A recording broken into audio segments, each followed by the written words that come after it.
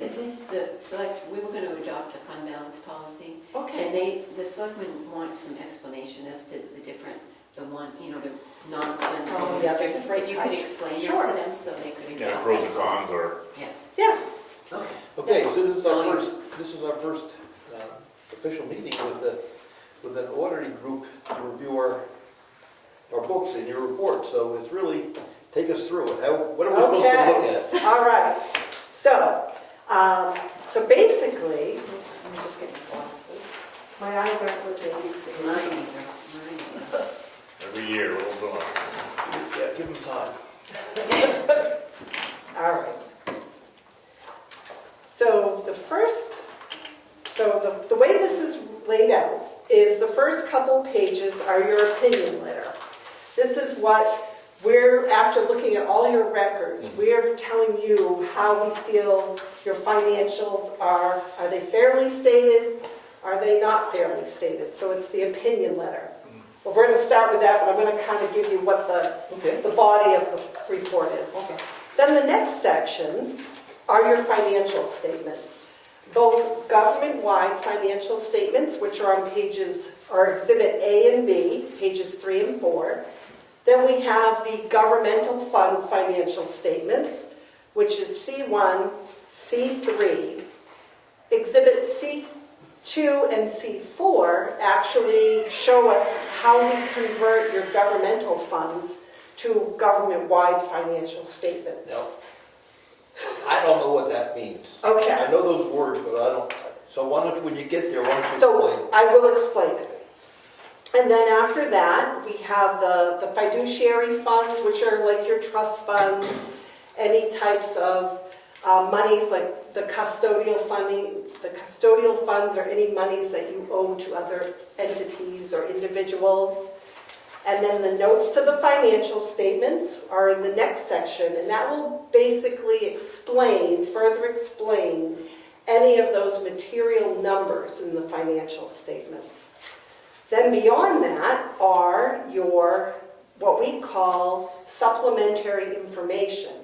This is not required, but we as a firm like to include this information because we feel it's very helpful to you as a board and to the townspeople, and it shows budget to actual for your general fund, as well gives you further breakdown information of your non-major governmental funds. And then at the very back is the management letter. So that's the audit in a nutshell. Okay. So what we're going to do is I'll go through the audit report. We have until 4:30, 5:30. Okay. Excuse me, that's not supposed to be doing that. It's supposed to be turned off.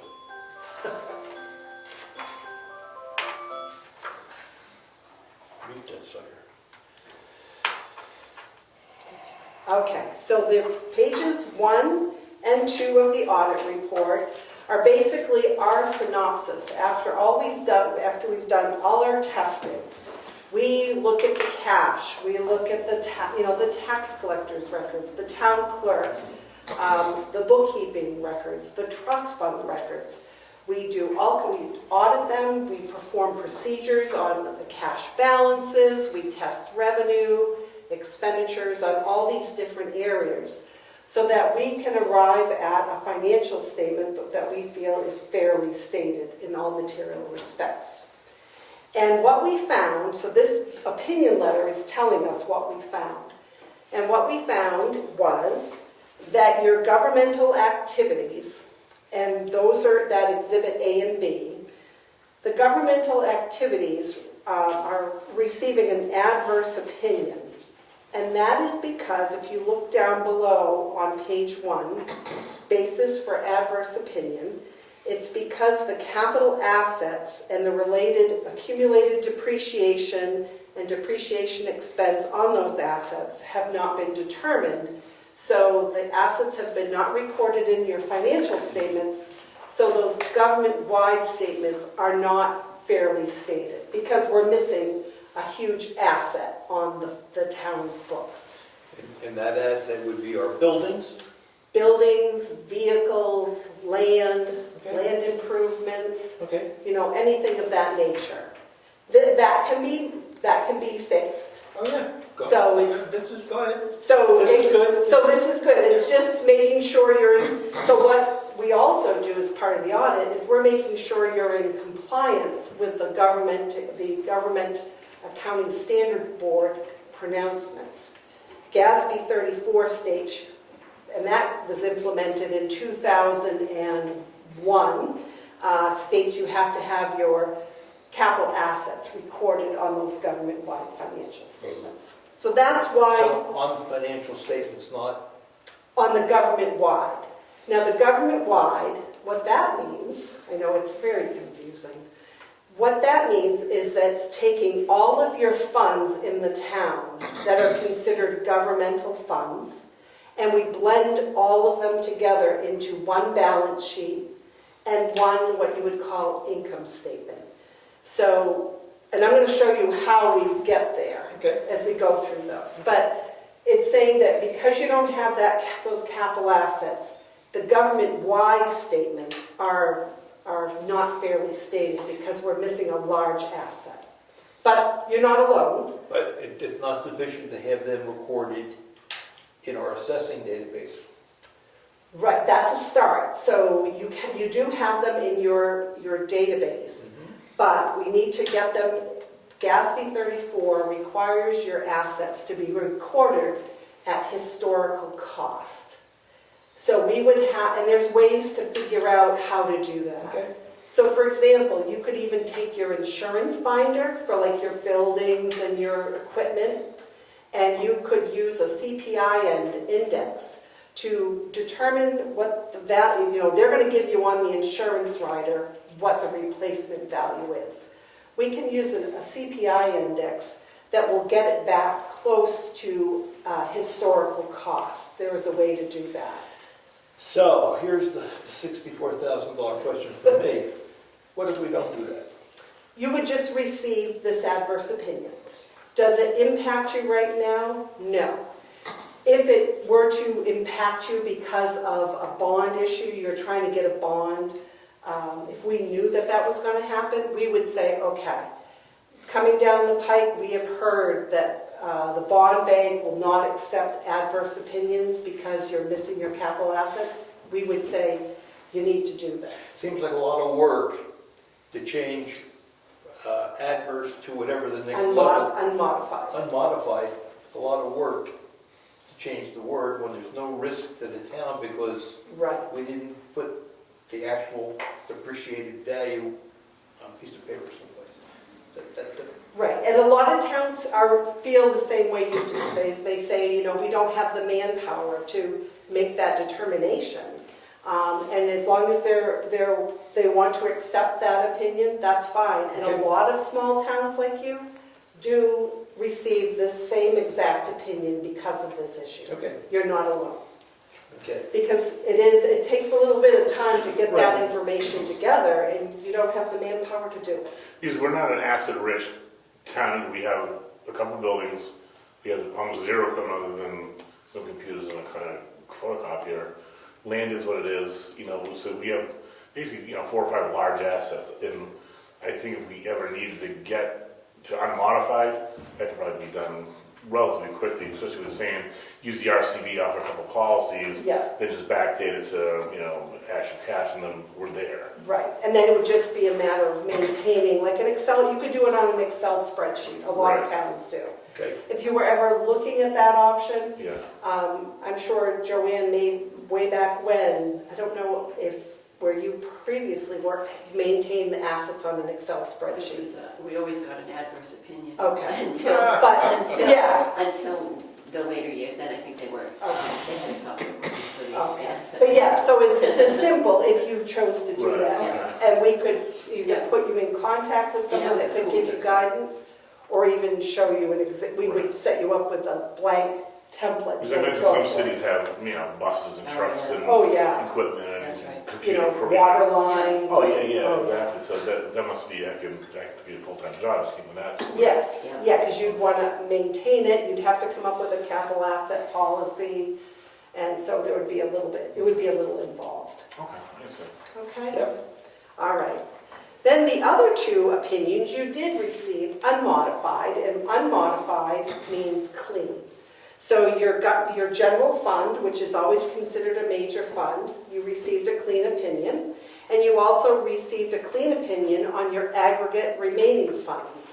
And those aggregate remaining funds are Schedules 4 and 5, which are made up of your Conservation Commission, which is page 26 and 27, the Conservation Commission, the Heritage Commission, and your permanent funds, which are maintained by the trustees of trust funds.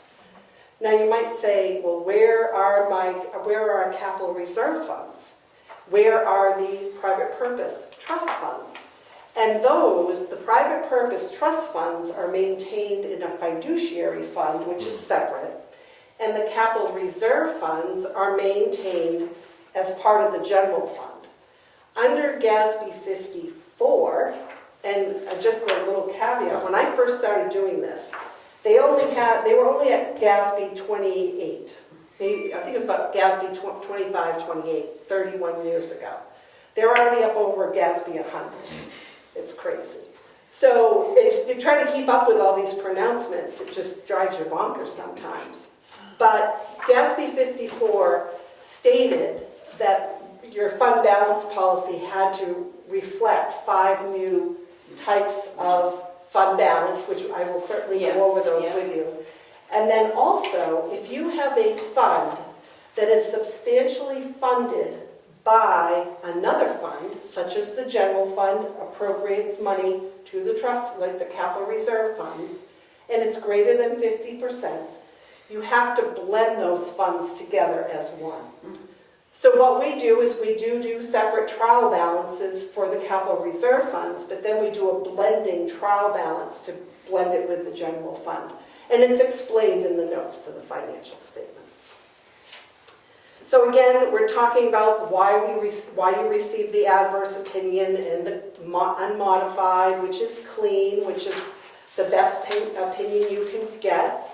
Then the opinion letter also talks about the responsibilities of management over the financial statements, and that management is responsible for the preparation and fair presentation of those financial statements in accordance with accounting principles generally accepted in the United States of America. And then with the auditor's responsibility, we have to make sure that we have to obtain reasonable assurance that your financial statements as a whole are free from material misstatement. And then if we do find, our engagement is not to find fraud, but if we do find fraud, then we take further action, meeting with the appropriate individuals to notify you, and then follow up with you of how you would want to proceed. But we did not find any of that. So, we're going to have to be able to discuss. Management has omitted a management discussion. That's down the required. Okay. So you know that's going to come up. Okay, what that is your management's discussion and analysis. That is a required component under GASB 34. That management has to put together a discussion on some of the high points in the financial statements. And that's something that if you chose to do it, we can give you a sample of some other towns and you could morph one together and then use that every year. And then what we do is we provide you with, because a lot of the information in that management's discussion is lifted out of these financial reports. Then like Joanne could put it together, we review it, tell her, oh yeah, this is good, or you want to include this information, and then it gets published. By not having it in your report right now, it does say that you omitted it, but it also does say that the opinion is not affected by it being missing. So it's just this, and again, you're not alone. A lot of small towns just say, we don't have the manpower to get this done, or we just choose not to do it because we don't want to. We just have to put in that statement that you've omitted it, but it did not, and it will not impact your opinion. So this is for the end of last year. Right. report together that's gonna come out next March that closes this December. Mhm. When is your printer deadline? Oh, you know that happens. You just say March 1st. Yeah, it's a couple weeks before the meeting, that's just call roughly that. Where I was going was, if we did this report, it doesn't sound very complicated. No. Would first of all, is there any good information in it, or is it just, It's a lot of, to me, in my opinion, it's a lot of repetitiveness of the notes, of the initial Note 1 disclosures in this report. But it does give helpful information. Say, for example, you had, let's just say your highway department, you had a $250,000 budget, but you only spent $100,000. Now, in our work papers, we're going to ask you, why is there such a variance? And you'll give us sufficient documentation or explanation that we're going to say, okay. But what you would then do in your management's discussion and analysis is that you would explain in detail, we had this we didn't spend all the money for highways and streets because we couldn't find anyone to put the road in that we budgeted for. okay. So that can be done. The other thing that if you were interested in doing it, you could start, we could send some samples to you now, and you could craft the body of it, almost using this information, to get yourself set up with a template that could be taken and gone for. Okay. I like your last sentence in that paragraph, right? Yeah, it does not impact. Doesn't impact Yeah. the report. So you can just point that out, Yeah. that it does. And that's what I tell people, because sometimes they don't have the ability to get this thing done or get it done timely. And I say, it doesn't impact your. And I just question our target audience, who's gonna really take that and absorb it, process it, and utilize information. Right. What do you do with it? We as a board, we talk budget, and we know we were under budget because we didn't do paving projects this year. Okay, that's fine. Right. Or hey, the school budget, because of COVID, we got a $40,000 break. Okay, great. So most of our stuff we can quickly, we can quickly digest and answer. Okay. Okay. So, all right. So now I'm going to move you, because I just noticed what time it was. Let's go all the way now to page 5, please. We're going to skip over that government-wide section. That's just taking everything and blending it together. So C1 on page 5 is the balance sheet. And again, in accordance with GASB 34, the general fund is always considered a major fund, and then anything after, any other fund has to meet certain criteria to be determined a major fund. So your conservation, Heritage Commission, and Permanent Fund did not meet that threshold. So they get all blended. So when you look at, for example, page 26, the totals on Schedule 4 on page 26 equal or match that other governmental funds column on page 5. So we like to give you that further detail, because a lot of times people could say, well, what does other governmental funds mean? Yep. You just send them back there and they get more detail. So your general fund, you had a total of almost $8 million in assets in the general fund. What page you on there? Page 5. And you got the number of what? Right there. So 1.8 million in total assets. And you're the one, I'm sorry. And the bulk of that was your cash. You had taxes receivable, which you have a very low receivable, which is very good to see.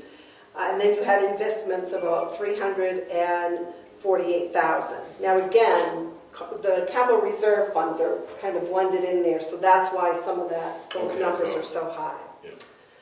Deferred inflows of resources, $34,177. That is taxes. What we look at are your tax receivables at the end of the year. And anything beyond the first 60 days of the new year we actually defer that as deferred inflows because based on guidance, that receivable is not measurable or available at that time, more available than measurable. So we actually defer the balance Okay. that's not paid to the town at that time. When I asked the tax collector how much is uncollected, she'll use a number like 150,000. Yes. So what we do, so basically up here under receivables, Taxes, there it is. there it is. Okay. Yes, that's the total. And then we have to say, okay, we look out into the future 60 days and say, what's not collectible? Because what's left to be paid? And then we defer the balance because it's not It's over 60, available. right. It's over 60 days. So that's your deferred revenue, and then the committed fund balance and unassigned fund balance at the end of the year. The committed fund balance, and this is where we're going to go to that note reference. If you turn to page 21, note 10, I give you a better explanation of what those numbers actually mean. So you can see that the committed fund balance in the general fund is all of your expendable trust fund money at the end of the year. Because again, we blend the capital reserves in with the general fund because of GASB 54. And then also in the general fund, you have unassigned fund balance of $630,714 at the end of the year on a GAAP basis. Now, to further confuse everyone, there's two types of reporting we're doing here. We're doing GAAP basis reporting on these exhibits up here in the front.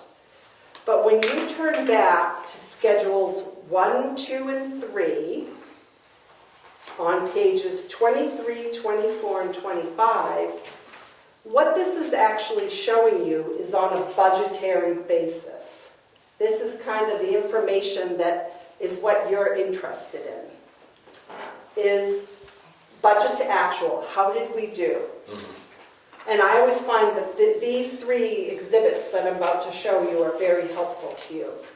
So we put it, and it's not required to put in, but again, we find it valuable. In the pages? Page 23. And I wish there was an easier way to do a presentation, but flipping pages is kind of the way to do it. So this is on the budgetary basis. This is what DRA, what you use to set your tax rate, Right. which is a little different than the exhibit up front, because I'll show you in a minute. So during the year, you'll see that you budgeted, without using unassigned fund balance, $1,156,488. In that first column towards the bottom, that was what was budgeted. You took in $1,086,414, or you fell short by $70,074. And then you can see up above where that came from. So a good portion of it came from, you didn't take transfers in that you needed to, but you did make up some money in, for example, you brought in more in the motor vehicle permits and the building permits than what you planned on, so that's really good. So now, if you go to the next page, we do the same thing here, but with the expenditures. So we show your appropriation budget for the year, which is the total of $1,236,488. You spent a total of $1,002,214 for a budget, you underspent your appropriations by $234,274. So, and then you can see line by line where you either spent more than you should have or you spent less than you should have in your major functions of the town. And this is no different from what we track monthly. Right. Right. So, okay. So at the town meeting, they may say why you budgeted $210,000 for capital outlay, but you only spent 72. So they may say why. Yeah. Right. And that's where, like, for example, that MD&A, you could like explain it in there. This is why we fell short. So now on page 25, we're taking the information from these previous 2 pages, and I always find this is one of the most helpful exhibits, this Schedule 3. You started the year with unassigned fund balance of $577,588. Now, we did adjust it slightly for a property that was owner unknown. I think we talked about this, I inquired. So we said, well, we're going to set up an allowance for uncollectible until that issue gets resolved. So we restated beginning unassigned fund balance for that. Of that, you took $80,000 and used it to reduce the tax rate for 2021. And then you'll see you had a revenue shortfall, it should say shortfall, of $70,074, but you had a surplus in the expenditures of $234,274 for an overall budget surplus of $164,200, which added to that beginning number, less the amount you used, gives you a new unassigned fund balance that can be used for tax rate setting purposes at your, what you decide. But you've got a total of $661,788. So that's the number that we end up with at December 31st. That Right, is- and that's what we then use when we talk to Michelle, we play with the number in the Excel spreadsheet. Yes. And we try to keep the ratio at whatever I feel the number we try to. 17-ish. Yeah. Okay, And that's the number that shows up when we do your DOE, at schools. MS. Your MS 535, that 661,788 is on that balance sheet for unassigned fund balance. That's what they're looking That's at. what DRA will. And that's what the 535 holds everything up until we get Yes. that number. Yeah. Yes. Good. Always are. Yeah. And it's already been submitted, so you're good. You're in the queue. You're in the queue. And then the other reconciliation at the bottom is simply determining, this is that 60-day rule about the deferral of the taxes. I have to back them out of the number up above, add back the allowance for uncollectible taxes to come up with that new GAAP basis unassigned fund balance that you see on page 5 in the general fund. So, let me, this 661, Yes. we did, that number, we have uncollected taxes of 150,000, ballpark number, you said 200, okay. Mm-hmm. We still have to pay all our bills, Yes. right? So, this 661 is after we paid all our bills? Basically, yes. So what we do is we look at we look for monies that are owed you at the end of the year, and you did a good job of booking, receivables. There was a $2,000 accounts receivable, so we make sure your cash is good. We add to it any money owed to you as of December 31st that you maybe got in January. Then we subtract out any amounts that are owed to others. So we do a payable testing. And this 667,691 is I think the bulk of that is due to the schools. Yes, yes. And then we subtract that from the total the assets, the cash and the receivables. We subtract out that payable, less that deferred tax number to come down to the fund balance. So yes, that 661 is after, it's taking cash plus receivables minus payables to give you your unassigned budgetary basis number of 661. It's healthy, yes. So if we have more uncollected taxes this year for whatever reason, that number would go down because we have more liable. No, it would still, what it would do is, what would happen is your cash might not be as high. Say people just can't afford to pay their taxes as quickly. Yes. The cash might go down a little bit, but your receivable will go up The same amount. because they still owe that money to you. Yep. And then we would then look and say, okay, we're going to look at and this is what we do every year, and we say, okay, of these, what's not collectible?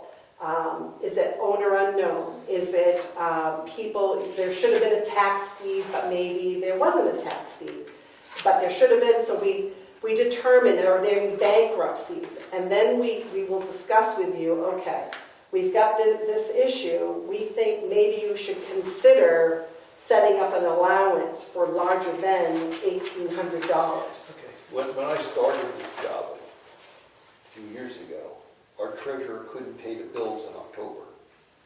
And that's because this fund balance was so low that it couldn't cover. Right, so you'd have to go get a TAM probably if, We'd stop paying bills for a while. okay. What do you do home? You stop paying bills. So that, okay, so the risk is, okay, I understand. So again, when you're setting your tax rate, you may want to be a little cautious, but you'll still have that asset, it's just going to be in a different bucket. It's done in the checkbook. Right. It's just people owe you.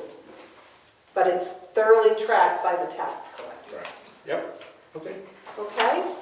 So now, I'm going to take you, so we went through that, and then the Exhibit C2, that just shows how we go from this balance sheet on page 5 to the balance sheet on page 3. So with time constraints, I may not go through that, but I'm happy to do that at some later date.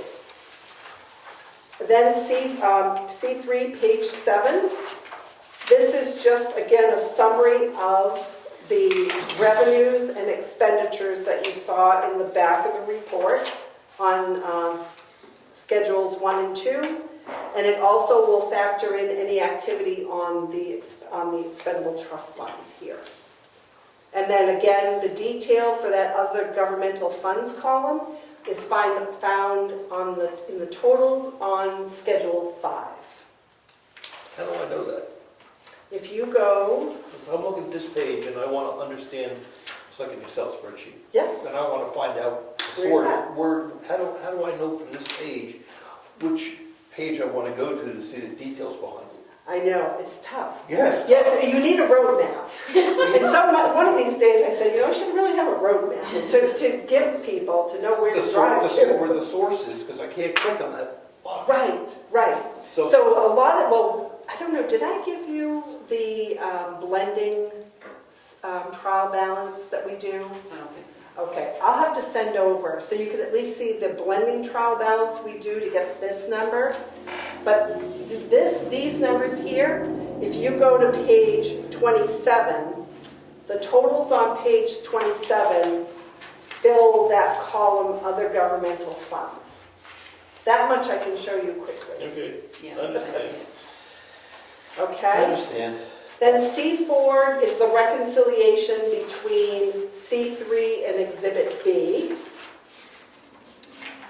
And then page 9 is your statement of revenues, expenditures, and changes in fund balance. This is just showing, it's taking schedules 1 and 2 and putting them on this Exhibit D.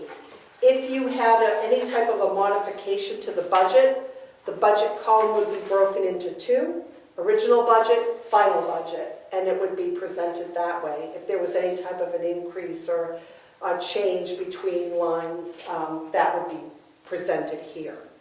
So again, this fund balance here ties back to that Schedule 3. That's a good page. So that's a good page as well, yes, I agree.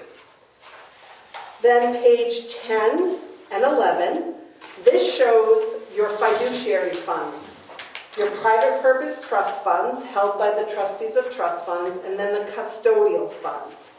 The custodial funds, again, we break down in the back of the report on pages 28 and 29, schedules 6 and 7. So if you wanted to know exactly what made up those numbers, you could go in the back, and there was actually a second heritage account. So we showed that as custodial, and the other portion is the taxes owed to the school district. Okay? The next section of the report are your notes to financial statements. I always tell people that if you have insomnia, start reading. And you might get lucky and fall asleep within 10 minutes. It was a bit of a struggle this week. Yeah, it's tough.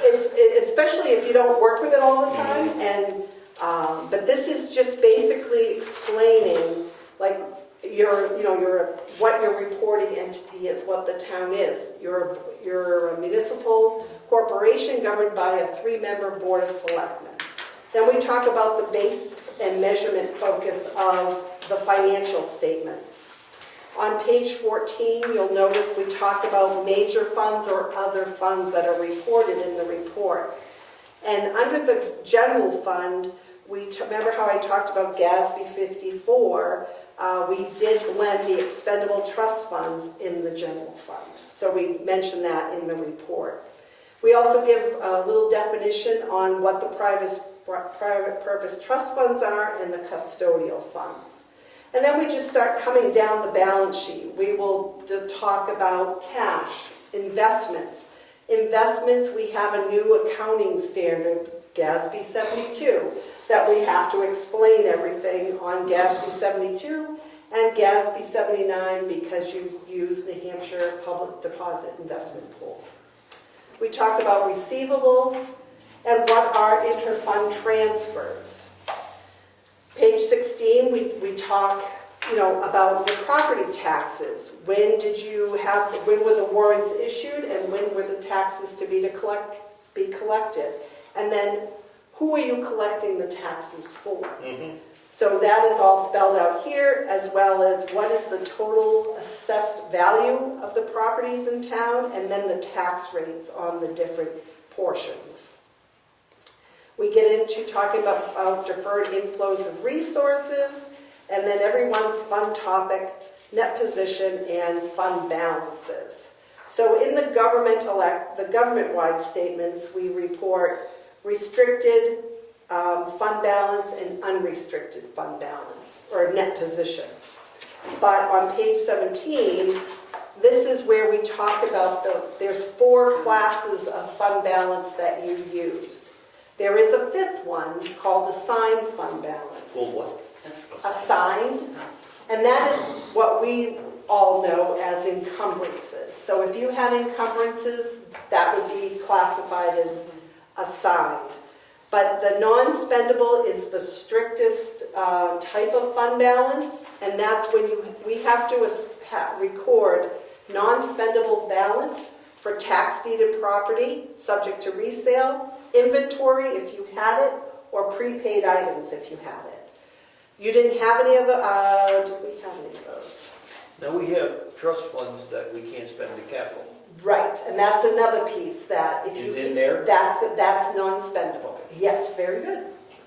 Restricted, so back to those permanent funds, those non-spendable trust funds, the interest that can be spent, because the principal can't, but the interest earned can be spent, we call that restricted fund balance because it's restricted specifically for those trusts. Committed fund balance, this is where basically the board or the legislative body have authority to designate how that money is going to be spent.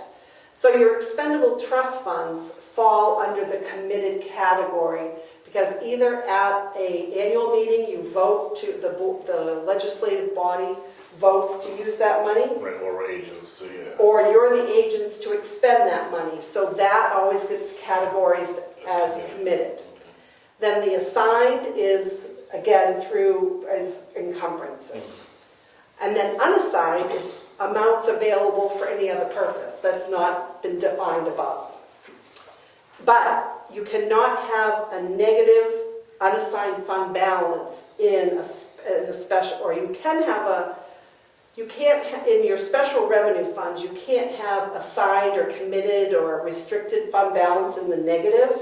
We drop it to unassigned fund balance, but it's unassigned deficit. You did not have any of those. Okay. But we would, if you did, we would explain that. We talk about estimates. We use estimates for such thing as allowance for taxes. We use for the collectability of the taxes. And if you had capital assets, the useful lives are really an estimate of what you think, how long they will be useful for. So we describe those. Okay. Then we talk about budgetary information, and then a reconciliation again. between the budgetary basis and how we got to, so how we got from Exhibit D to Exhibit C3. And that's all to do with the 60-day rule as well as blending of the capital reserve into the general fund. Would you say the 60-day rule differently? What is the 60-day rule? That's where we have to look at the tax receivable, and we look out 60 days to see how much has been collected. So say you had $200,000 at December 31st in property taxes receivable. As of February 28th or March 1st, now you only have $50,000 left to be collected, because you've already collected $150,000. That $50,000 we will defer as deferred revenue because it's beyond the 60-day measurement date. So what you going to do on 50? That's already been collected and paid So you're going in the current year. You're going to put that back on, at the end of, you're going to assume it came in before December 31st. It came in between January and March 1st. So you book it as, Yes, it's all been booked as an uncollectible. Right. We have to just determine what else oh, of that money. Yeah, it's like incurred but not received yet. Yes. So we have to do a further calculation. What of this, 200,000 is still outstanding at March 1st? and that's the 50, but the We defer. 150 you show as It's, received. yeah, it's all, Received late. it's all showing as, at December 31st as uncollected. But some of that we show as deferred. But then January 1, as you get the payments, that uncollectible balance is coming down. So now as of March 1st, now your uncollectible balance on property taxes is 50. And then technically as of January 1, we reverse that deferral entry and we start all over. I know it's very Almost okay, but we'll It's think about it. confusing. All right. Then we show that, your cash balances at the end of the year. And then we have a section on your investments. You're on page again. Where I'm page 19. Close. Still behind.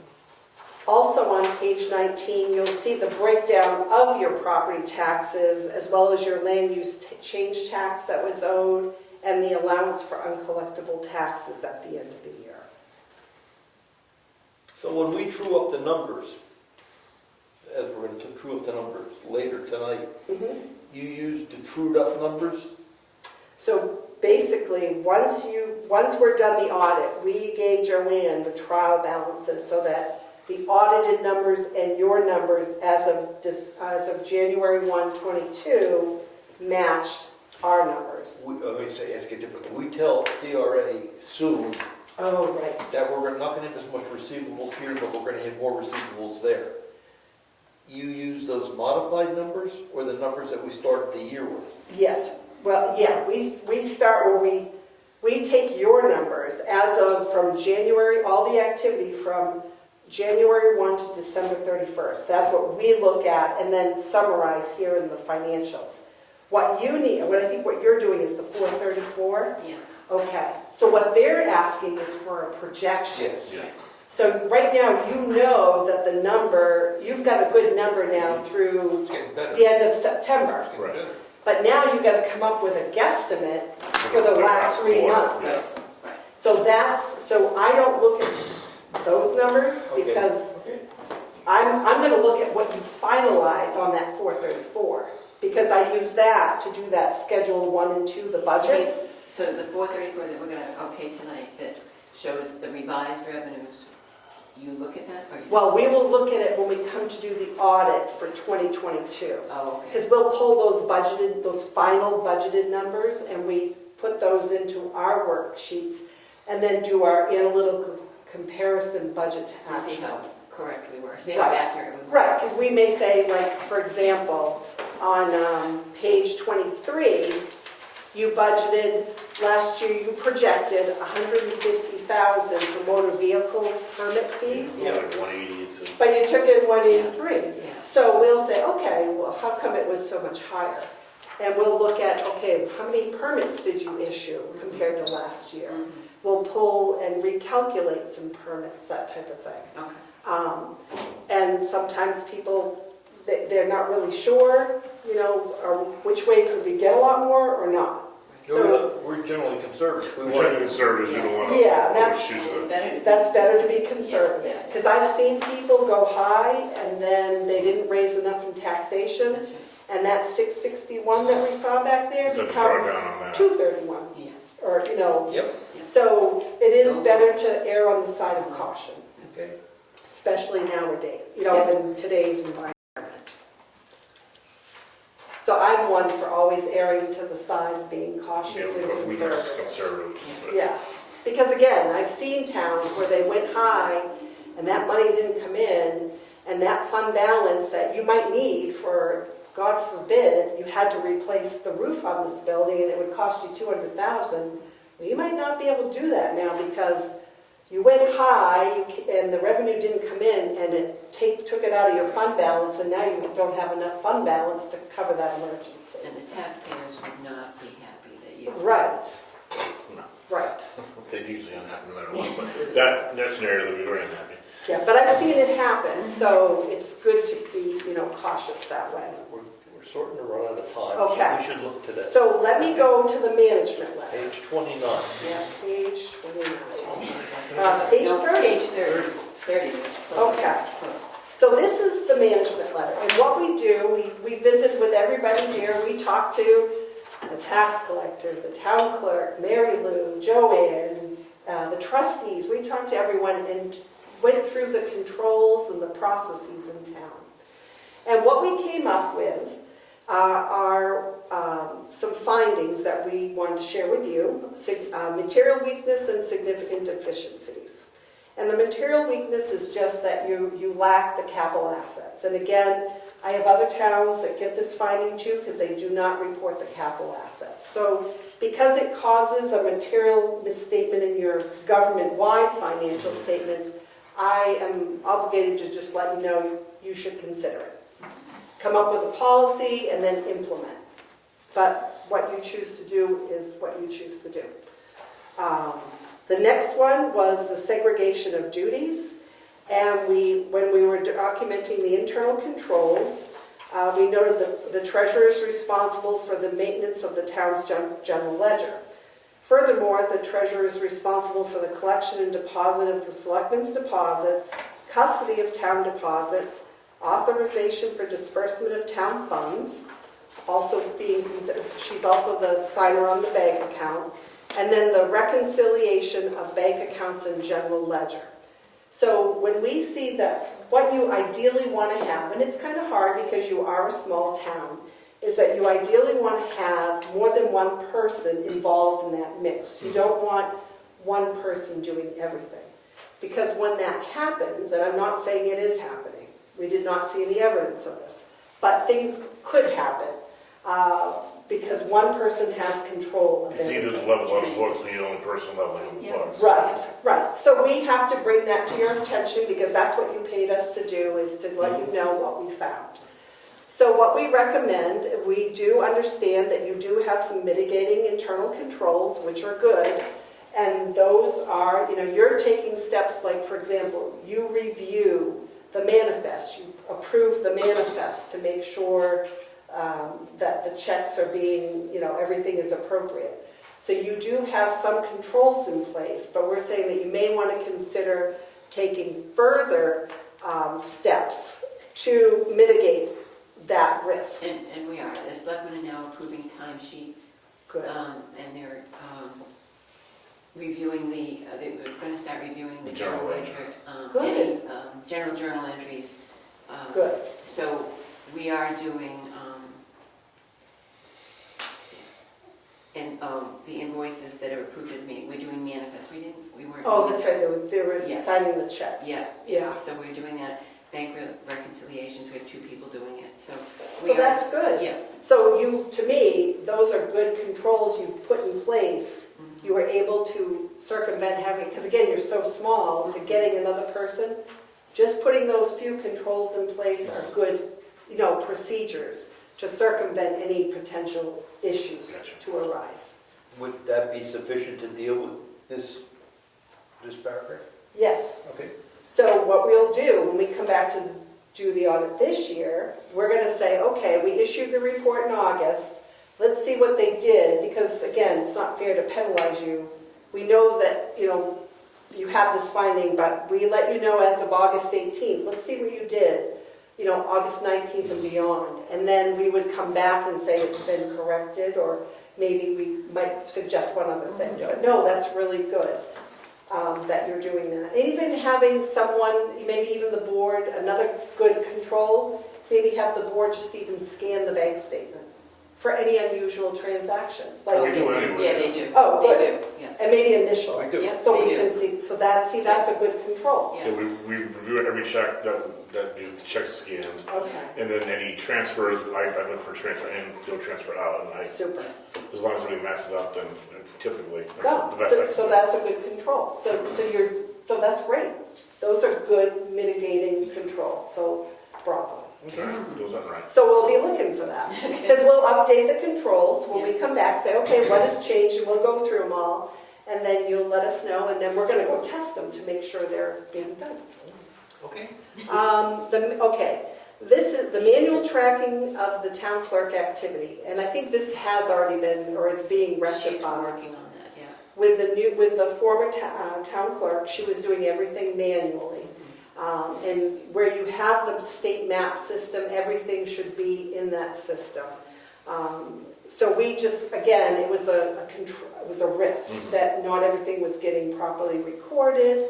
But again, it's being addressed, and we were talking when we were here, and she was working on it. So that comment should go right away this year. And then the duplication of work. What we did with the procedures of the payroll, we noted that the town uses a separate software for processing of payroll, but then manually inputs the data into the software to enter the individual payroll into QuickBooks. So we were just going to recommend, that's how mistakes can happen, especially with payroll. So you would want to consider, which it sounds like you are considering, maybe a different way of doing everything. We're looking into a couple of different software programs too. I mean, I don't know if you have any input onto, there's a couple, BMSI, which I can give you some, because I've seen BMSI, and there was a... BM, Municipal Technology Systems, Okay. MTS. Yes, it's, that is a new one. Brenda Vittner. Okay. Brenda Vittner, I believe, works for Municipal Resources. I know that Brenda, she used to be an audit client many years ago. I know you could talk to her and ask her questions, but she's probably a rep for that. But I will give you a few other towns that you could speak to them. They're better to speak to than myself, because again, I'm like an end user and you're a user. So for BMSI and for that software, I will give you some town names that you can talk to the people. And you can get you can ask them the questions that I probably couldn't answer. Okay. Because again, you print me reports and I'm not in it. Yeah. Okay. But I would be happy, I'll give you that. Well, yeah, so that would eliminate the duplication of work, Yes. and which Yes. eliminates the possibility of stat entry errors, which Right. is typically what would happen. Right. And then, you may end up with a W-2 issue or 941 issue. And I know just from personal experience in the office, trying to get those corrected with the IRS right now is near impossible. So you want to avoid that at all costs. Sure. Okay. Okay. Good. Only because we've had a few school clients that they're running around because they had reporting issues on W-2s and they're still running around trying to get them resolved. Okay. So, but yes, but no, Excellent. it was, everybody was great when we were here, talking to them, very helpful, and getting us the information was fantastic. So if this was the policy, that they Yes. should just take a glance at that and see if that looks, I think it was one you gave me, and Okay. for the fund balance.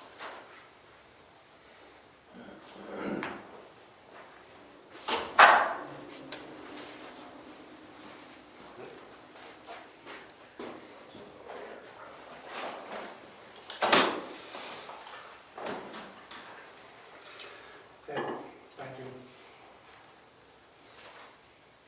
No, that's good. Okay.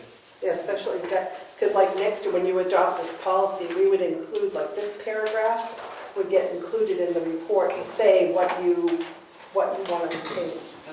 That looks good. All right, thank you. So, All right. All right, Brett, good, all right. Thank All you. right. Thank you very much, appreciate You're it. welcome. I don't think you gave me the adjusted trial balance, and I have a couple of questions on the adjustments, but I can call you. Yes, I'll call you. yes, I won't be in tomorrow, but That's fine. give me a call Thursday, Friday We'll next talk week. about Yes, Okay. yeah, so I'll make sure you get that. Now you made this, well, now I get it. I get a lot more of it now. Oh, Yeah, good. I'm not saying I get it, but I get a lot more of it now. Go back and read it again now. Yes. Yeah, now actually, you know, I should apply my knowledge here. So, thank you. Thank Well, you. good. Thank you. And is there any particular part of our book that we should put in the annual report? Is there one that? Typically, you would want to put your opinion letter, so pages 1 and 2. What I see a lot of people put in would be page 5, which is like C1, and I would do C3. And then a lot of people are always interested in that schedule 1, 2, and 3. So you could, put those in. And you could put the management letter in as well. We provide a lot of the data from accounting. Yeah. And we put it on the website, you put, Yeah. the whole. So, yeah, you could put those few pages, but then, say the complete report is on your website. Yep. And then that way you're covered. But definitely your opinion letter, that management letter, and those couple of pages.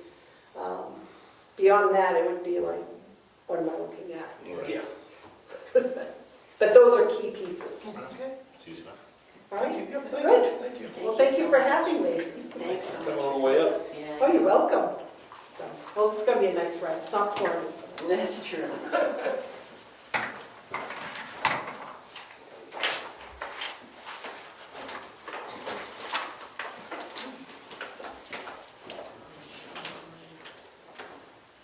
Just give me a call, Joe. I will. Ask this question. I don't get that other information. Thank you so much. Bye-bye. Bye-bye. Okay, thank you.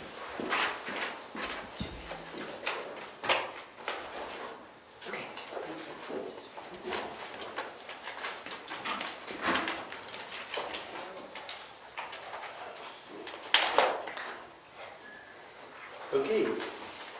It's 5:30. We're going to start the 2 public hearings.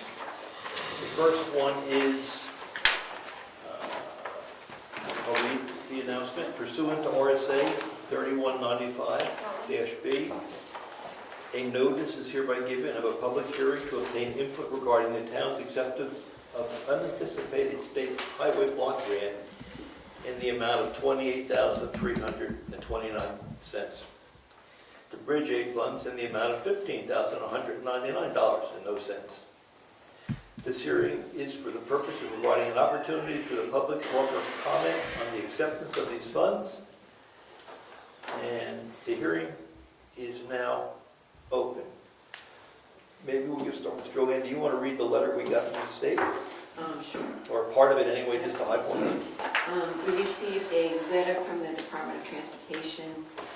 The following is a notification of a one-time highway payment being made available to your town in the state fiscal year of 2023 based on the passage of Senate Bill 401 effective in July of 22. Senate Bill 401 directs the department to divide and distribute a $30 million one-time payment between all New Hampshire municipalities based on the distribution methods of block grant aid apportionment. This one-time payment is separate from your regular quarterly payments. This one-time payment is anticipated to be available to the town of Brookfield during the month of August, and we have received it.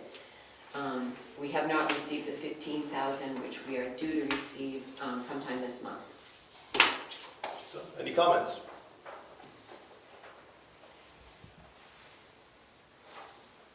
We'll wait a few minutes in case someone else wants to come in and give us a comment.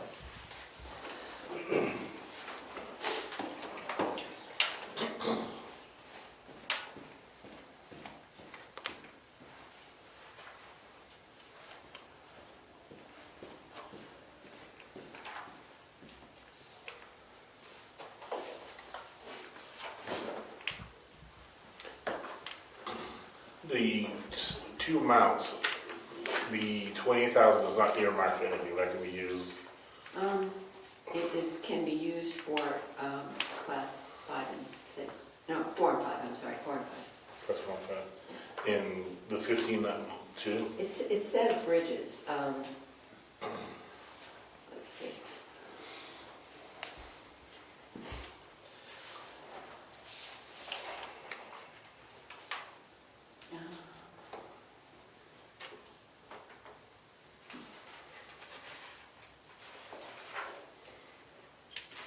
I think it just says that it's for roads and bridges. Okay, I don't know. Nothing specific, no. and is there a time limit when this money needs to be spent? No, in fact, if we do, well, it's supposed to be used in this fiscal year. This is good. However, we can defer the revenue That's okay. to next year because it's so late in this year. The auditors did say that we can defer it and use it next year. But we would have to budget the revenue, budget the expense if we're going to use it next year. Put it on both sides, revenue and expenditures. Okay. Okay. Any input? Okay, that hearing is closed. We're going to take the money. So we need to motion that. I'll make a motion that we accept these funds. Now, second. All in favor? All right. All right, we're going to take the money. Thank you. All right, second hearing.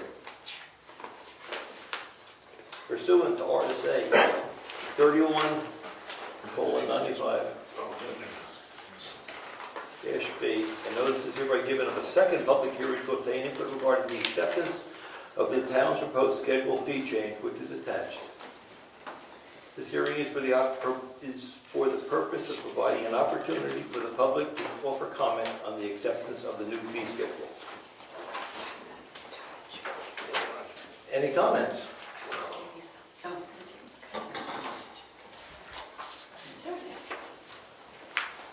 Yes, Mark? Can you go over how these what these numbers mean? Okay. What we try to do when we issue a building permit is figure out what the final assessed value of the property is going to be. And then we charge 0.5% for the building permit. So these are the suggested costs of the new structure. And the numbers are not our numbers, the numbers come from the assessor, and they come out of a book generated by Brett Purvis, titled The Building Cost People, and it was 2021. It's adjusted for our county. So these numbers are from the assessor, from that source document. So these numbers are used to figure out the approximate value of the house when it's done. That's the idea. Try to get close before you see it. And then building permit is 0.5% of the final cost projected.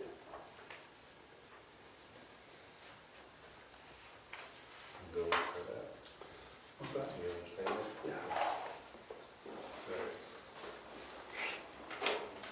Now, how do these relate to the old figures? They're up, some are up significantly, Yeah. but they reflect the current cost of building a structure, and that's what we want to capture. Is this a good time to do that with building materials and stuff at such a high cost? Well, what's your point? I mean, make a comment on that one. Well, it's just, with inflation and everything, I mean, I would hope that things are going to settle back down a bit. So if we do it right now, it might be kind of inflated rates. Do you understand what I'm saying? Yep. So you're suggesting we don't do it? Maybe wait a year or two and revisit it. It's been 10 years, it's been 10 years since we've done it, so people have been getting a deal. Yeah, but I mean, Joanne can contest to, $100 a sheet for plywood. It's like, that shouldn't be like that forever, But that's not the cost here. We're not charging that. No, I realize that, but your costs and, what you're figuring out per house, these are the present rates for building materials, which are now, skyrocketed or You understand what I'm saying? Absolutely. Okay. Anything else? Yes? I actually feel the same way. I think it's not a really good time to go that high on those rates. I think maybe if you could find a happy medium between what we do now and what you want to do, or what these rates suggest, might be a better way of looking at it. I think that you're just putting people in an undue pressure to pay these higher rates, because it's a buyer's market or whatever else right now, and I think that that's my feeling on it, that you maybe want to relook at how much you want to charge for that. For a building permit. For a building permit, yes. Okay. Anything else? We'll wait a few minutes for some more comments. Maybe somebody will come in.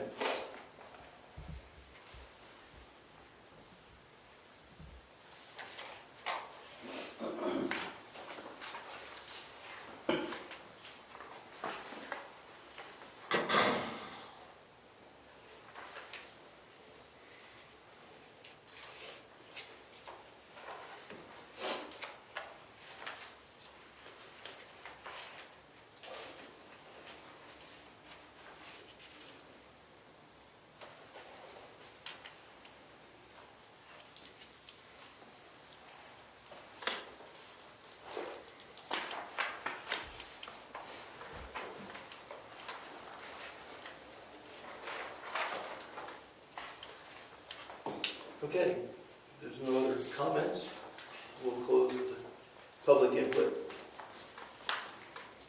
My comments are, I think we're obligated as a town to charge fair market value. We don't reassess houses because the economy's hot or down. We do the current value.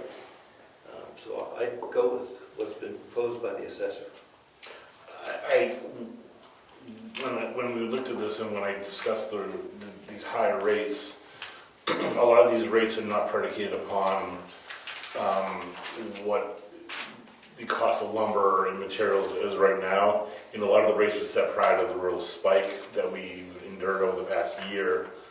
So I don't think a lot of that is reflected. I was of the same concern that are we at the peak and are we valuing the peak? And from what I've gathered, that a lot of these numbers are predicated upon more of an aggregate over the past several years, and it doesn't take into account the market for, materials, labor, and so on at the current peak. So while I appreciate what you guys both said, and I that was my concern as well, this is more of an aggregate over the past several years, and it doesn't even take into account really the peak we had even 6 months ago as far as housing went, when interest rates were still extremely low. Interest rates now have gone up, the housing market's cooled, so I think these numbers are still predicated upon, I think, an average. So I tend to think those numbers are still in line, and comparing them to other counties and other, I checked Stratford County, their numbers were a lot higher. So I think we're still in line. I still think we're doing fair numbers and we're not gouging, and we haven't touched these things in well over a decade. So I think we're in line with putting them up. And I don't think that astronomically high compared to some other counties. The source document was published in 2021. That's what I mean, it was published in 21, so the information, the data was earlier. Before that. So that's why I appreciate it, because I was concerned we were looking at the peak, let's use the peak. It's really not, it's more of a longer curve, so I think we're still doing okay.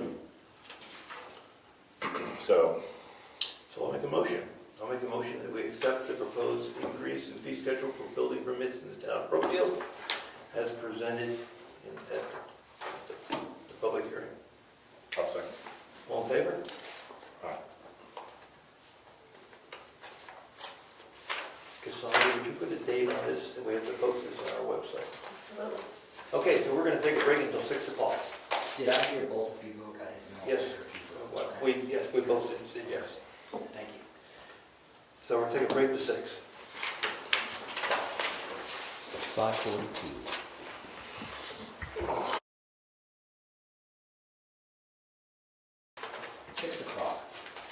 Okay, we'll call this meeting to order. Please join me in saluting the flag.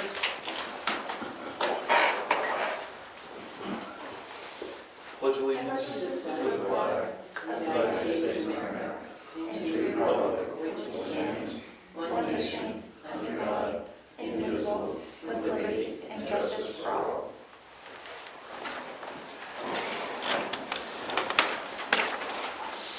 So, come on camera, tell us, I can't pronounce your name, but That's okay. My name's Caitlin Todges. I live at 25 Curry's Way.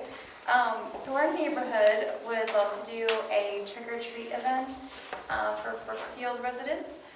So it's anyone that lives in Brookfield and probably their friends and family are more than welcome to come. And so we will have tons of candy. There's 10 houses with, they all signed up to do candy, which is great. And we also have Halloween music and decorations, obviously. Bobbing for apples, if you so choose. It's up to you. We have hot cocoa, and we also have hot apple cider. And then we're doing donuts on a string. So these are some fall festivities for the kids. It's going to be on Saturday, October 29th from 4 p.m. until 6 p.m. And that day at 5:45, the sun will be setting, so it'll get a little dark at the end. So we have lots of signage, but we don't have any street lights in our neighborhood, so let everybody know, bring your flashlights. Also dogs are welcome, but we just ask that you leash your dogs. And if there is bad weather, hopefully not, then the event will be moved to Sunday, same time, 4 to 6. And I think that's it. and it's going to be up on Curry's Way. Yeah, sorry. Yep, it's going to be at our neighborhood, Curry's Way, Andrew Farm. We're going to have signs for parking in the neighborhood, and everybody will be nice and safe because it's off the main road. So it should be a fun event. It's great, sounds great. Thank you. Any questions from you, John? Are you looking to do people that want to do park and do the trunk or treating? So we talked about trunk or treat. Yeah. And so some of the neighbors, we were just kind of, we don't really want to welcome strangers. So I think so far we're family and friends, and we're having those family and friends park in the driveways of the family or the friend. And we're hoping next year to do a haunted trail, and then a haunted house, and then do more trunk or treat as the neighbors see fit, just to keep it safe for the kids. So thank you. Thanks. Appreciate it. Okay, where's the Brenda? Thank you. The meeting minutes. We're going to do meeting minutes from September 6th. Make a motion, we accept the September 6 minutes as drafted? I'll second that. All in favor? Aye. Aye. All right. Any public input this evening? Yes, Mark. What's the latest on cleanup out there? I can, if you want, when you say clean up the junkyard. equipment and what, yeah. I've been noticing, and I've been seeing a lot of trailers hauling stuff out of here. At least 4 trailer fulls I've seen come out, which has been included plows, metal, tires, trucks, and some of the mobile equipment's gone. So it's beginning to get taken out of here by the end of the month. Yeah. So there is progress. I don't know if you noticed, it is lessened, and there's more to go. Truckload left today again. No, that was the 4th one that I saw. Okay. Well, I keep counting. I work at home. I see the trucks go by. okay. So Okay. Anything else? No. Okay. All right. I'm not going to go down the whole list. We have a town clerk. Do you have anything for us? Okay. Treasurer, you want to talk to us? Sure. So I'm putting together the MS 434. And I took the original, let me give you both. This is the original, this is the revised. And as you can see, the first one, so original, what we budgeted for revenue, and this is the revised. If you see anything that jumps out at you, the land use, we had planned on 50,000, but that's probably not going to happen, so I've lowered that to 1,850. I'll just highlight, I increased the motor vehicle permits from 165 to 195. Let's see. Then I added in the COVID relief funds, the 36,000 that we received. I took out the warrant articles. I did take out the 25,000 for the windows, the bridge, the 100,000 for bridges, and the 3598 for records. If you feel that any of that needs to go back in. We have to check with Craig on the records. Okay. I don't know whether, Cassandra, do you know if he's got a book going down to Andover? Last I knew, he had a book going down there. I don't know if he got it back. So I think. So we may put that one back in? Yep. I'd leave that one there. That book Yeah. did Okay. go. Yeah, I just don't know if he's gotten it back yet. Okay. Okay. So the windows, no? The I 25? think we're doing windows, we got 2 months. Yeah. And the last note I saw from Heritage was Meredith was reaching out to the gentleman that's going to do it, so that doesn't sound like it's Okay. really happening. It doesn't like there's any strong dates or anything. Okay, and the 100,000 for the that we put in, we want. We're not- Okay, And so, what we're doing is, we're getting into the tax setting I know, sometime, so I know. we're truing up our numbers with DRA to tell them what we think our income is gonna be, and that's what the 434 is about. So I'm happy with what you recommended. We have to sign something? No, Nope. actually, it's just the preparer, so that would be me. Yeah. Okay. I'll sign it. Okay, next thing, I'd like to ask the selectmen to approve Susan Rabin to be appointed to the position of doing the reconciliation functions of the bank accounts on a monthly basis with me. She comes in to work with Bob Nielsen, and after she finishes up, it takes about an hour for us to go through the bank reconciliations, and she just puts it on as an hour onto her timesheet. If you guys could make a motion to approve Susan to do that? And then she just typically sends an email to the selectmen saying Oh. completed. She doesn't, I mean, I didn't know she was supposed to do that. Oh, Is that what she's supposed to do? Cheryl used to do that. yeah, Okay. Charlotte used to do Okay. that, so that's why it's just a quick email saying, conducted, Yep. da-da-da, and Great. everything looks good, or, Okay, something's wrong. all right, I'll ask her to do that. Hey, I'm not sure you need a motion for that. We're just gonna. Okay, that you're approving her, okay. I've given you 3 different policies that we have drafts on. One, we just talked about with the auditors, the fund balance policy. Then there's I emailed you the conflict of interest policy and the key policy. I thought we could maybe approve them next meeting? Yeah. Yeah, I why don't- only have one draft, right? I'll tell you my opinion on the conflict of interest.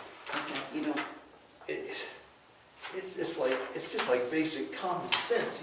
We shouldn't be doing I know. the things it says in that conflict of interest. That's one of the ones that's listed though, is the ones that we need to adopt.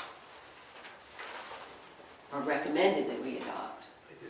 Some things are just It's common our- sense. it's our- Some things just should be common sense. Don't take funny money from anybody, stuff like that. I mean, okay, we'll have to talk about it when. Well, and I think, I mean, we could amend that a little bit, but I think, it's primarily in place for, say, we hired Chris, if Chris says, oh, you hire me and I'll go plow your driveways. I mean, Yeah. that, I know it's common sense, but don't, I mean, Don't I'm do just that. saying, right. But that's why you have a conflict of interest policy. But it's up to you. I get it, but I work in corporate America, so what seems logical is That's just right. sometimes. More, That's how I read it, and it seemed that it was weird to me. I was like, I get it. No, think about it. okay, we're gonna read through Yeah, it. let's review them, take a look next meeting, but I think, to me, they all look fine. The key policy, I had to look at it one more time, Yeah. more was okay. I know. Okay.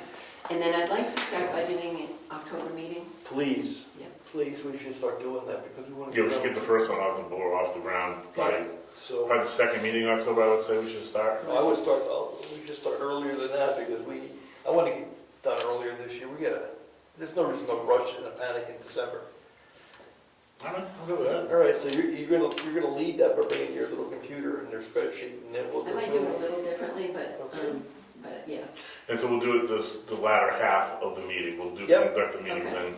then we'll do budget for an hour. You know, Okay. let's just book an hour. If we can get people to give us some information, I mean, there's some that we can do without, Oh, we'll do, Committees. if we don't get it, we can fill it in. okay?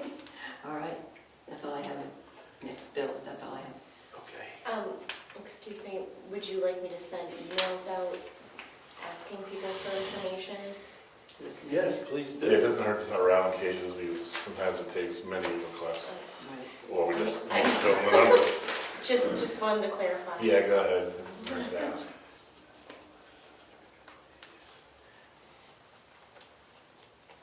Road agent, do you have anything for us?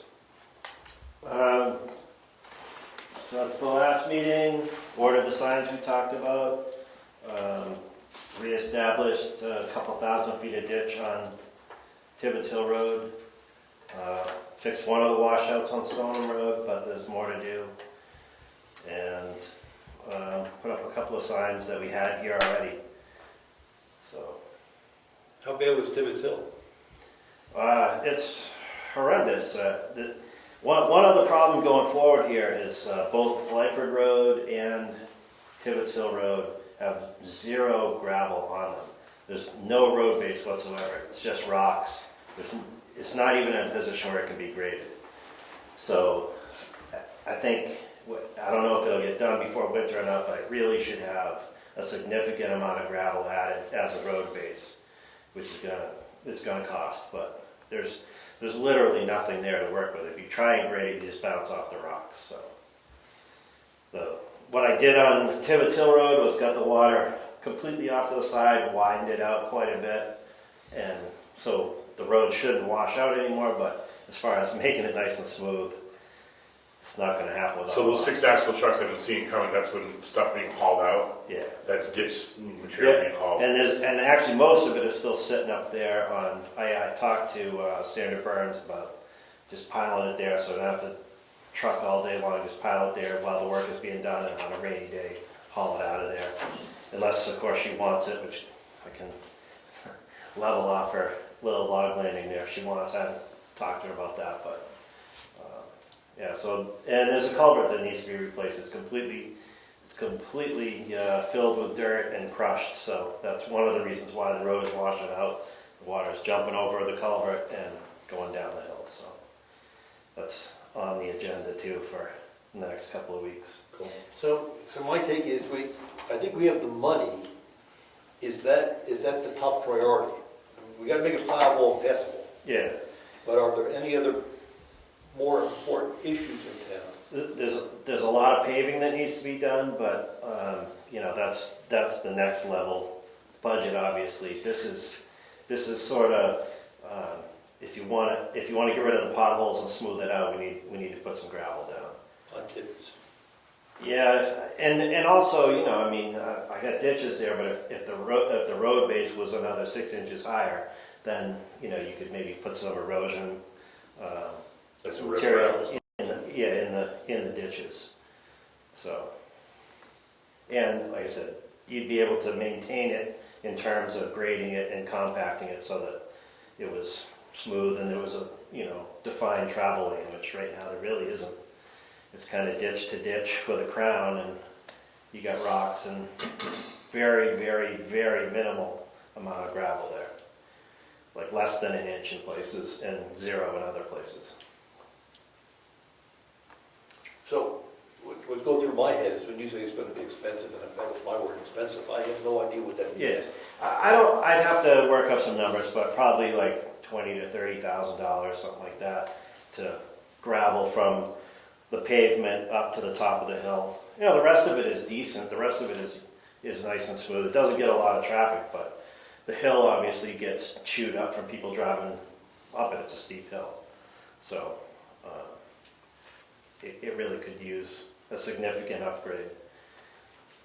Yeah. I realize the problem is there aren't a lot of people up there, That's but, exactly right. but that doesn't change the fact that it's a town road and it's part of the infrastructure and should be maintained as such. And you have to plow. Yeah, that was part of the reason for doing it too. I don't know how it got plowed before because it was one lane at best, so. And but Lifer Road is in the same situation. I looked at trying to smooth that up a little bit, and a lot of the problem there is the rocks. They're just coming up, and the more you dig the rocks out, the deeper you go, the less chance you have of having the water go anywhere but down the middle of the road, so. You know, every year, that either through dust or just driving on it or plowing, the material leaves the road base and gets into the ditches, and it's no longer any good, so you gotta add some at some point. I think that point is now. Okay. The other thing we've told the public is that we'll put some money into Class 5 to summer camps. I haven't been down that road. I haven't been up Tibbetts in 6 months. Yeah. So I think that's still on the plate too, to do something over there. We got a lot more traffic over there than I think we have on Tibbetts. Yeah. But it's got to be passable. On Tumbledown Dick Road, that road is actually in really good shape. I understand the problem is not being able to pass 2 cars, and that's something I'm going to try and get done before winter also, but I don't see that as a humongous expense up there. Which one, the Class 5 or the road itself? The Class 5 to summer camps. I haven't been down there. It's actually in pretty good shape, Okay. other than the widening a few areas just to get a turnout or a place to get cars past. Yeah, a lot of people have to back out when you meet somebody. Yeah. It's tough. I know both roads, I've been going up and down. They're both, it's like, it's either ledge rock there or Yeah. it's just packed so hard, it's like, you're not grading, you're grading just gonna skid it. So I don't see any other option but deciding to haul some gravel up into both of those roads. I think we have money in the budget. I was just gonna ask that, how much we have left in the summer budget, I'm sorry. figure the culvert's gonna cost a few bucks. Yeah, they're over 100 now. That culvert, that's gonna be huge, so The- save you a lot of work down the road. we have 2 pieces of pipe that I can put in on Tibbetts Hill Road to fix that. One that's a real problem. I've also cleaned the ends out of most of them and made sure that water will go through them, but there's one that's completely plugged So and it's crushed. No. under summer maintenance, there's still 118,000 and 24,000 for materials. Yes, we have to get this, yes, but we have to get sand and salt here for winter, but you Well, know that. That that's comes under the winter, yeah. There's 42,000 for snow and ice removal under road agent and 13,000 for materials under winter. Oh, we're in good shape then. 118 under road agent for summer, We haven't done anything all summer. 24, no, We spent, maybe 10 or 20 grand the whole summer. yeah, there is some trends. So, Should we get Lyford on that too? I mean, Lyford Yeah. gets a lot of traffic. I would say Lyford and Tumbledown, I would say, get a good thick coat down on piping for real, but, Yeah.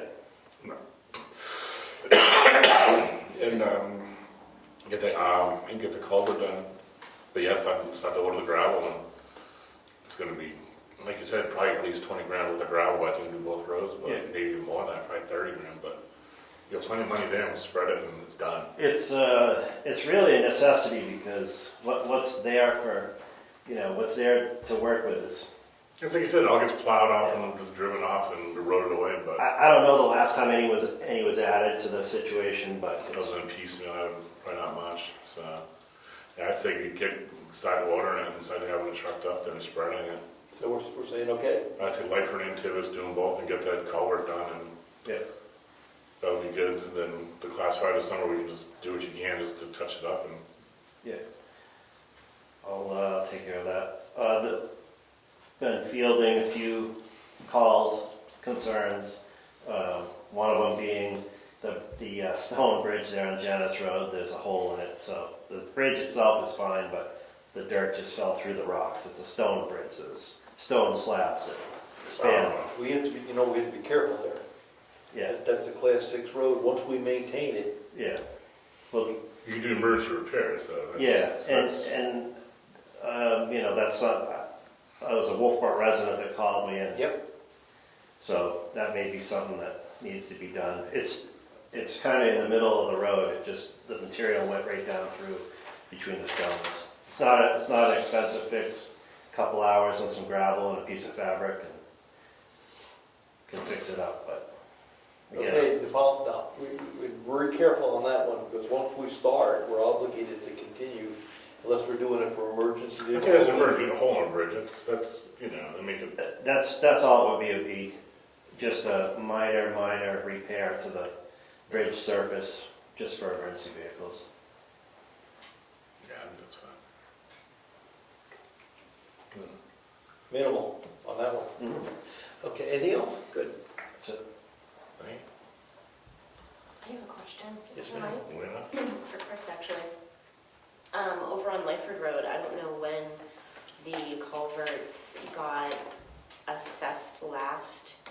I know about a year and a half ago, there was a collapsed one. I don't know if it was collapsed in the middle, but it was clearly collapsed and pushed in on one of the outer edges. When you get right around 189, Lyford Road, you're kind of at this weird peak of elevation. You're at a down point, so the water kind of runs down from each direction right towards that area. And there's a culvert on each side, and they weren't working properly at one point. So I don't know, when you checked culverts, if you happen to take a peek at those.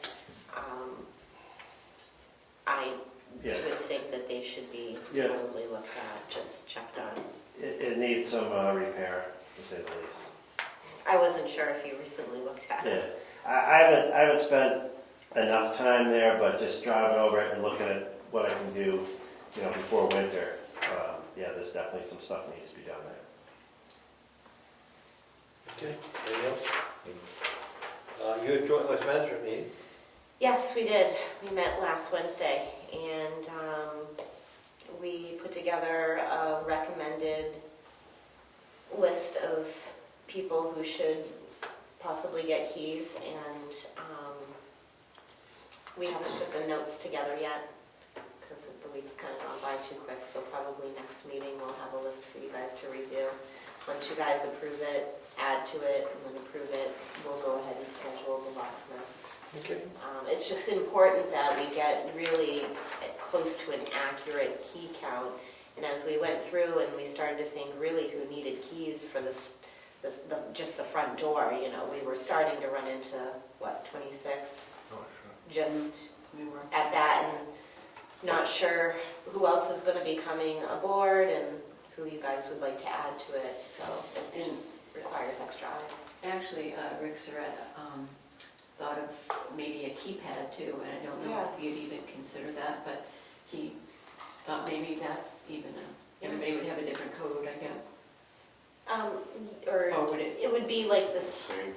same code, and then Same you code. can change it anytime and notify people, but that might be also an option, but I don't know if it would be a cheaper option. Maybe like a retina scan would be cool. Yeah. Facial recognition. facial recognition Yeah. Okay, anything with a else? fingerprint. No, that's it. Thank you. All right. Communications Committee, let me tell you what's going on with cable on the other end of town. I don't know if I mentioned this 2 weeks ago or not, but Eversource is done with all their work. Consolidated Communications is done with all their work. So all the licenses have been received by Breeze Line, which is the replacement for Atlantic Broadband. Yeah. Thank you. And this date is as the end of August. That was all done. So we're waiting for them to start. Hopefully we're going to get that done before winter. And they tell us it's going to take 3 weeks to get it done when they start, and then they'll do hookups. So I keep looking for activity on Wentworth Road down there. If you see any, you can shout. So let me know. I know, they're so excited. So, there's a lot of us that like to live there with. we've got a intent to cut the sign for the timber monitor. They want to cut a bunch of acres down on Kate's Lane, lot 6, 6A, 6B, 6C, 7, 7, and 10. It's approximately 70 acres. So I can get the sign out down the bottom. Need to look at this. Yeah, that's a lot of numbers. So lot 6, 6A, 6B, 6C, 6, 6A, 6B, 6C, We'll make you a copy. 7, 9, and 10. That's case 17. Yeah, map 17. You're not allowed to use that. I'll talk to Brad.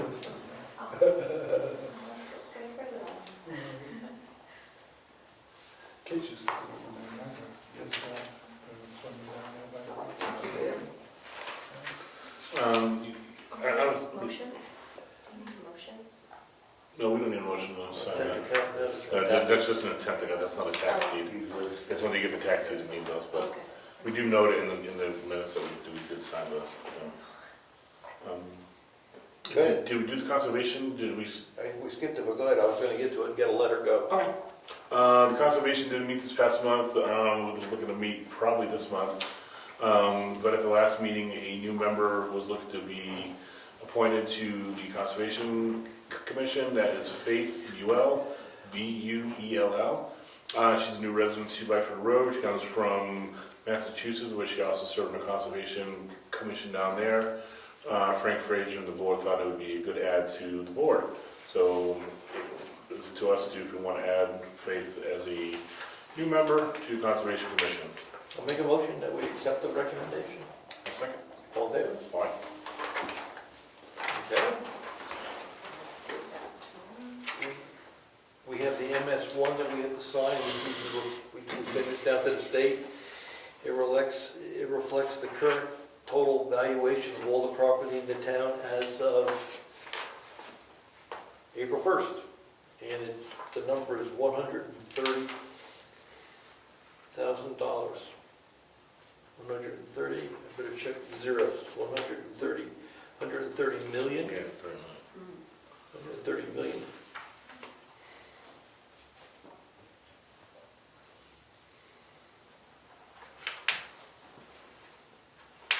Went up to $2.5 million.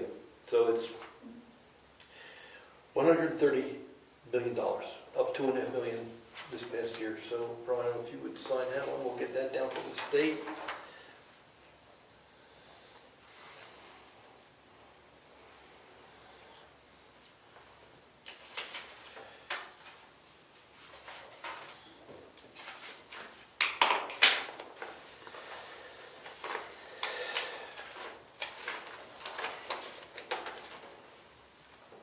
Thank you. We've got in front of us, Brian, a Order for correction. order to the Allen people that own the barn that's collapsed up on Wentworth Road.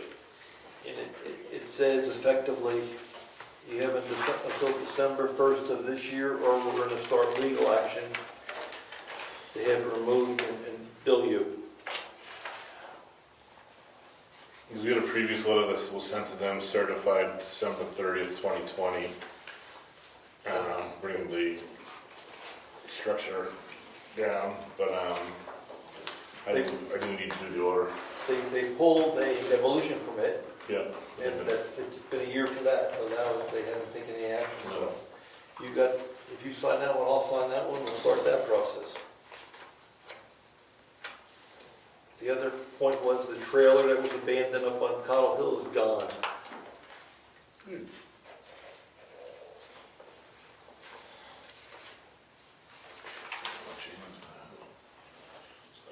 And we'll take care of this one. But you sign that, I'll sign that, we'll take care of that. We have a letter from, would you read that? I was just going to read the whole thing. No, Notice to abutters, Town of Brookfield, Planning Board and Zoning Board of Adjustment. Notice is hereby given that a formal submission and public hearing for a special exception under Article 175.161 of Wolfboro Planning Zoning Ordinance for a wireless communications tower and facility in variance under Article 175-164A2, height and ground, mounted cell tower, site plan review for a new cell tower for property located at 1642 Center Street. This hearing will be held on September 6th. We just got it.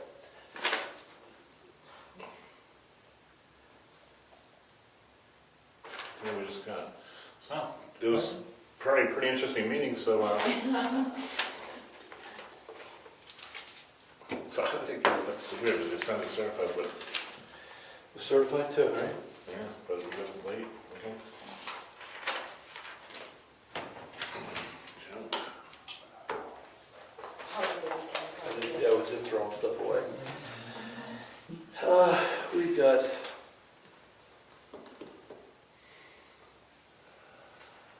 Something for carry-on? well, yeah, we might have to do it in non-public on one thing. Did I miss any committees that wanted to report? No. We did the conservation. Just have bills. Yeah, we have bills. It's gonna be real fast. Let's do it 91A. That's the cleanest way. I make a motion that we go into 91A.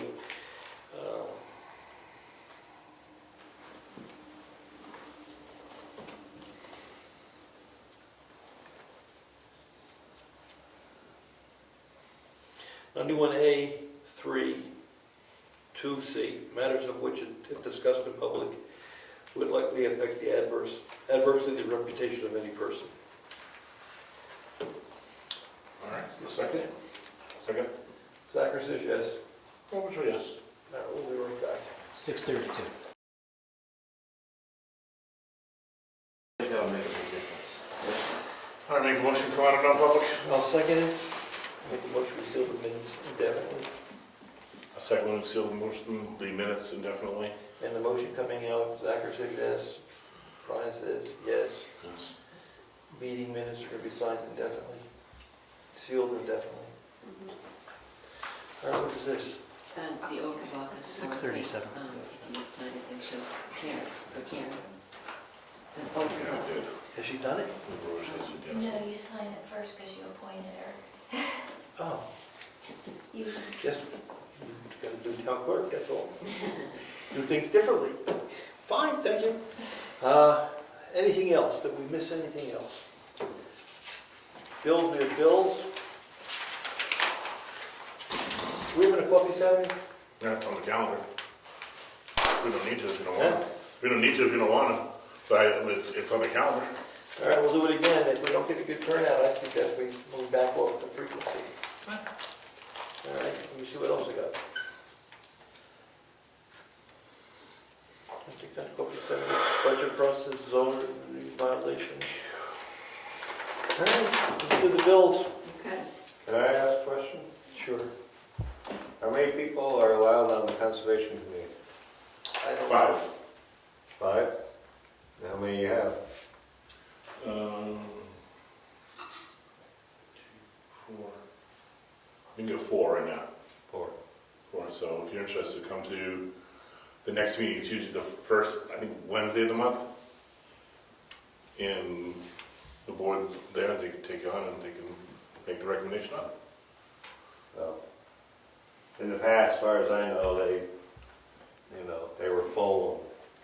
There seemed to be no set number, like No, the state 3 or laws- something. The state law is I'm just 5, curious. you need 3 for a quorum. We had 3, Frank came on, we had, actually, Susan McKee, we got Frank, Susan McKee, Faith, Pat, Pat, Jeremy. Sharon, oh, it's a good 5, I'm sorry. So we did have 5, and I think Frank's, let me just double check. Let's see here. That will bring us up to 5 members. I'm not sure if there's a max amount of members. That brings us up to 5. So So I'm not sure if we can have more than 5 or not, so come to the next meeting and you can talk to Frank or reach out to Frank. Just last time I volunteered, as far as I know, they didn't have 5 and I got shot down, so kind of a little gun shy of coming to volunteer. Yeah, remember, That's why I'm asking. well, I remember you asked about joining, and I said, if you came in, we had a quorum, which we haven't had a quorum for a while. That one time you did come, we didn't have a quorum, but I said to come to the next meeting, and then the board can vote you on. So, come to the next meeting, and they make the call if they want to send you up. Okay, anything else? Okay. Let's do the bills. Okay, Brian, reimbursement for Brian for providing food for the well-deserving election workers, $95.43. Computer Hut of New England, $113.95. This was a scanner for the checklist people. Eversource, $41.56, which, this one is this one at the shed? Okay. And then the electric bill went up to $225.88. Last month it was $192. Reimburse me for mailing 2 audit reports, $5.76. Kindle Construction, we have $5,165. For the period? Okay, yep. This one is for, well, he has the date of the invoice. Yep, I thought I saw the period on that. okay.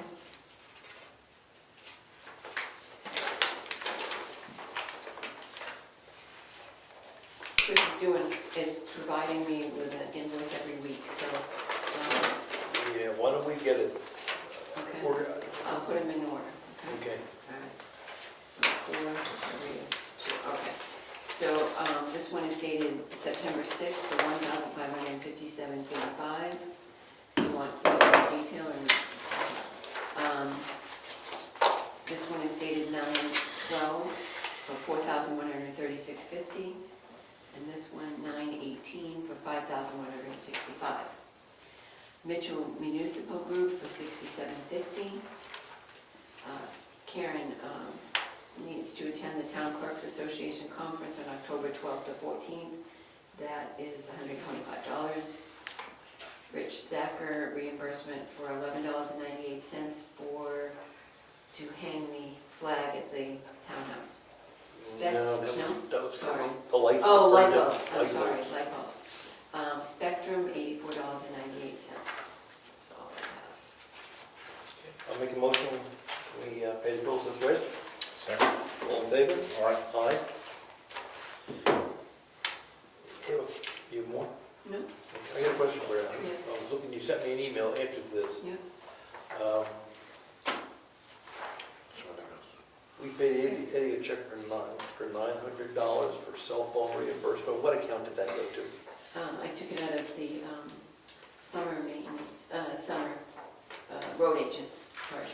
Okay, did you hear that, Mark? Summer road agent. Summer road agent. Okay? I could take it out of telephone, I mean. No, that's fine, that's fine. I mean, it relates to him. Yep. Anything else? You don't have any documentation on, I have an invoice. no, I know, but I mean, where that was set up? I mean, does New Road agent get a cell phone? No.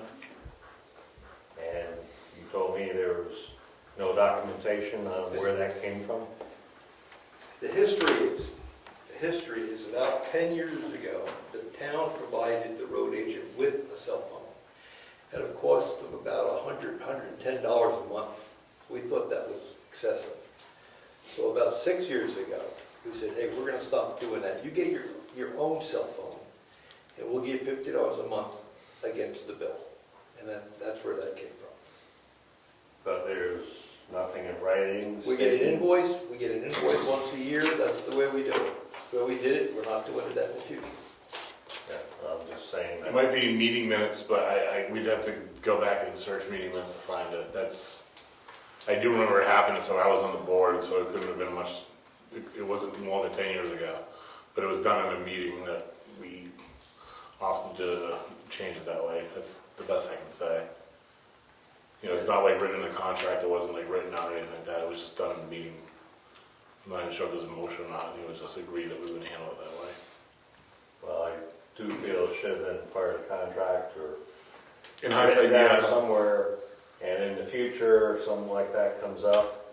in hindsight, that should have been an appendix to the contract, I agree, but Yes. it's It's basically a handshake, and we don't do handshake. well, it was done in public, but I agree, it should have been an appendix to the contract, but that should have said. Auditor handle that, I mean. We got.